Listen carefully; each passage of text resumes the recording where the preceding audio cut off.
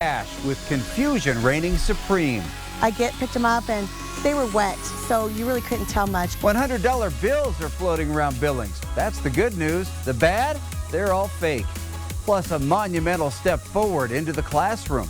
When we were doing our stuff today, I did not expect him to be jogging when I said go fast. A Wyoming football player returns to school months after an injury nearly took his life. The MTN 530 News starts right now. From Montana's news leader, this is the MTN 530 News. Well, good evening, everyone, and thanks for joining us tonight. I'm Russ Riesinger.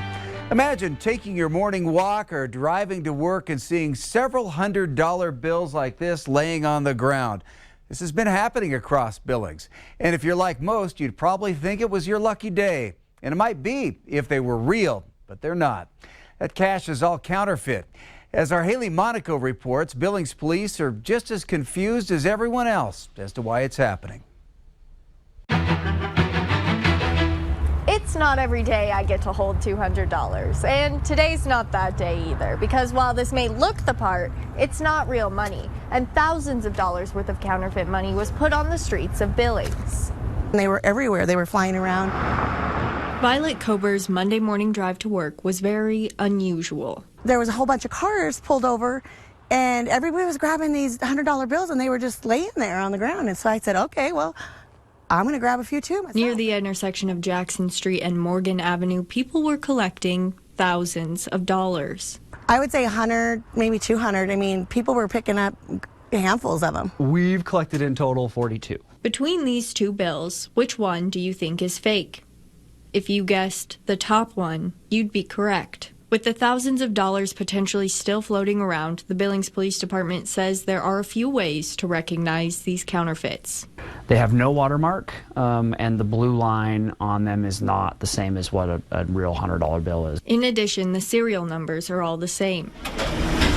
Police are warning anyone collecting any type of payment to be aware. Lakaya Pugh is a manager at the Guadalajara in the Heights. She's heard about the counterfeit money, but had not seen it. It feels fake, but it looks real at the same time. Pugh says in a rush, it would be easy to believe the money was real, so it's important to remain diligent. Making sure that everybody's checking their bills when, they see 100. Police say they do not know who's leaving the money or the motive behind this yet.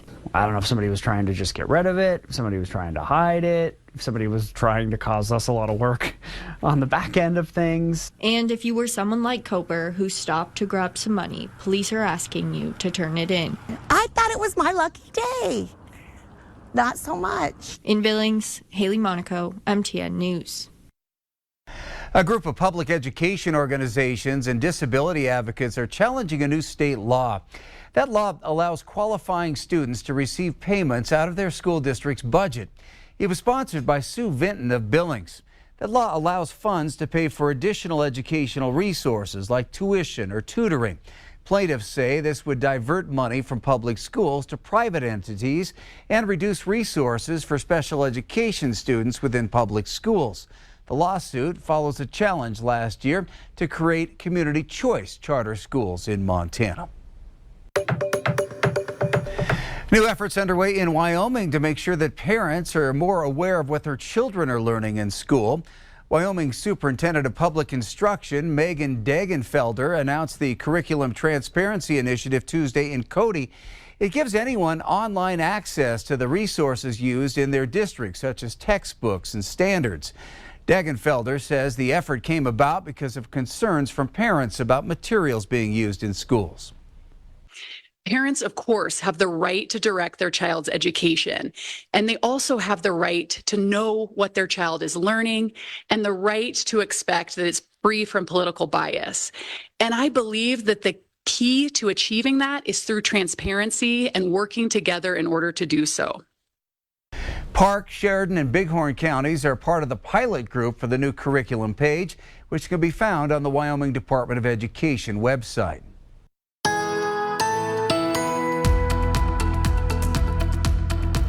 Today I'm at Riverside Park in Laurel, a beautiful Wednesday for most of Montana, well above average and about 50 degrees warmer than it was 1 to 2 weeks ago. You can see The ice on the Yellowstone starting to melt, causing a little bit of problem with some ice jams here and there. But as far as above average temperatures are concerned, that's the way December was for Montana and Wyoming. The warmest December on record for Montana and the 4th warmest December on record for Wyoming. Also a fairly dry month, unfortunately. It was the 14th driest and 15th driest Decembers for Wyoming and Montana, respectively. But then we completely flipped that script. We got into January of 2024.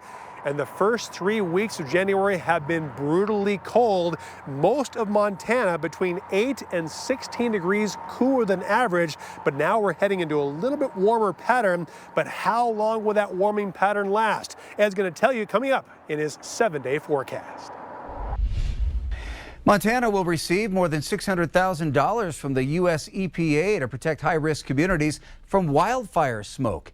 The state health department will use that money to improve wildfire smoke messaging and awareness, as well as improve HVAC maintenance.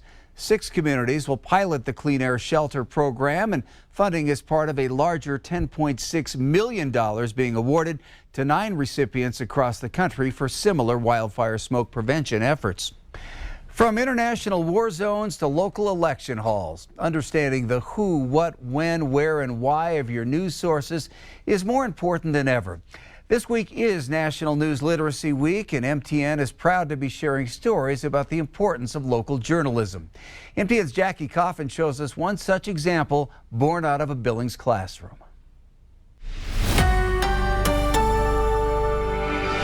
Good morning, Billings Central. Please stand for pledge and prayer. At Billings Central Catholic High School, the passion for journalism starts early.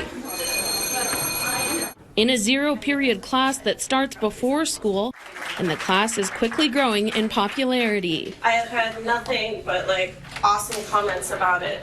Amelia Burgum teaches these students, but says really they lead it themselves. They're running the show. They're the ones who are training each other. It's impressive. Any story ideas? The journalism class is now in its 2nd year. Before that, it was a student club led by senior Hank Jagodzinski, who recognized the need for the student news organization long before he got to high school. We had a student newspaper from middle school.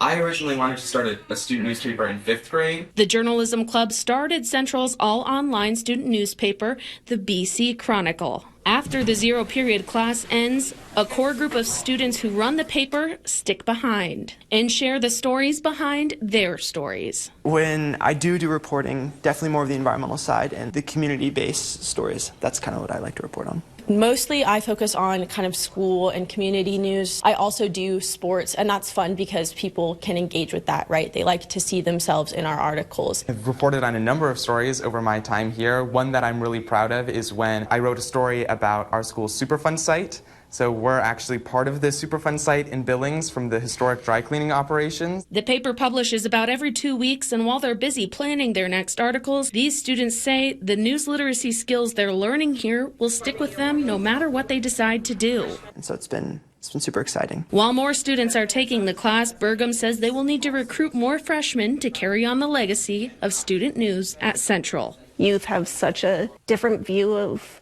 events than us as adults. They view the world raw. And so to get their journalistic fare I think it's special and it's a gift. In Billings, Jackie Coffin, MTN News. Still ahead on the MTN 530 News here on Q2. Road to recovery. We catch back up with a Wyoming football player who continues to beat the odds after an injury nearly took his life. And later, long-lost treasures. A new first-of-its-kind second-hand store will soon open in Bridger. We'll take you inside in just a bit. The MTN 530 News continues right after this.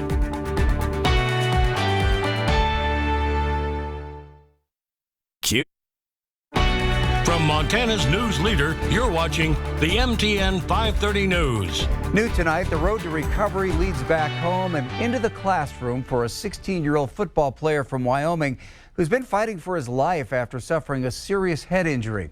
Well, progress has been slow. His family says there is hope at the end of the tunnel. Our Scott Breen shares the latest update. Kyler Mines catching a football was unimaginable 4 months ago. Here he was, motionless on life support in the Denver Children's Hospital. On a Tuesday in September, Kyler suffered a severe brain injury playing a JV football game for the Sheridan Broncs. Got a touchdown, he played the whole entire game.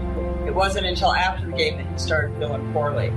That was Grandma Mary with Kyler's mom, Chelsea, in September. Neither sure whether Kyler would live, let alone make it home. Oh, Mom's gonna drop him. Then this, just in time for Christmas, Kyler's return to Sheridan.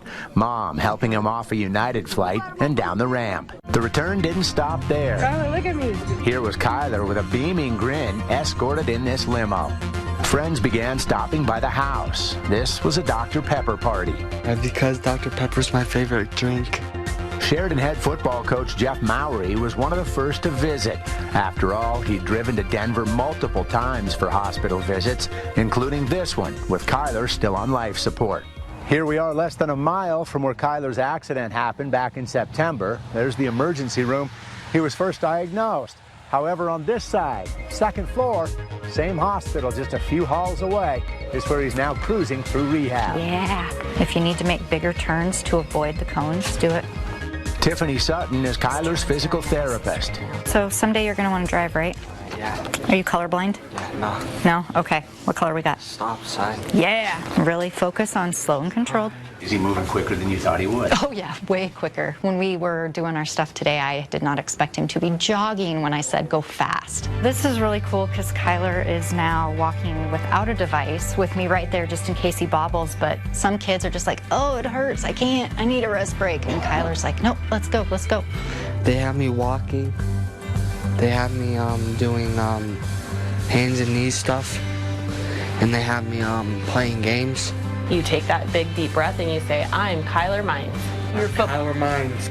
He also navigates occupational therapy and speech therapy, which is far more demanding than just pronouncing R's and S's. Absolutely. Swallow dysfunction, communicating, actually like speech sounds, and then formulating sentences, understanding sentences. And his personality has notably changed from stoic to comedic. Very focused. He'd come in the weight room and he'd look at what our workout was today and he'd go right to work, and he just did his best at it. But you see him smiling and giggling quite a bit more, yeah. You also see him at home, gingerly walking and slowly talking, happy to show off his bedroom with all the fantastic sports memorabilia gifts. Crazy phenomenal how supportive everybody's been, and I want to thank the community for everything that they've done for us.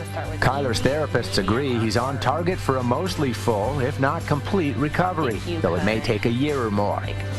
Amazingly, this was the scene yesterday as he returned to school, where he'll ease into a limited basis routine.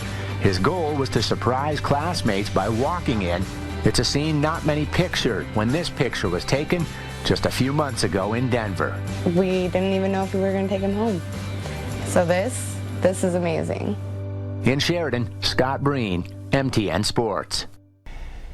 Ed joins us again. A beautiful winter's day out there. Plenty of sunshine, beautiful shot. Thanks very much, Carter, for sharing this one. Fort Peck, you still see the snow on the ground. That's been causing some areas of fog in the overnight hours. Will that persist, and how long will the warm-up go? We'll talk about it when we come back. The MTN 530 News continues right after this.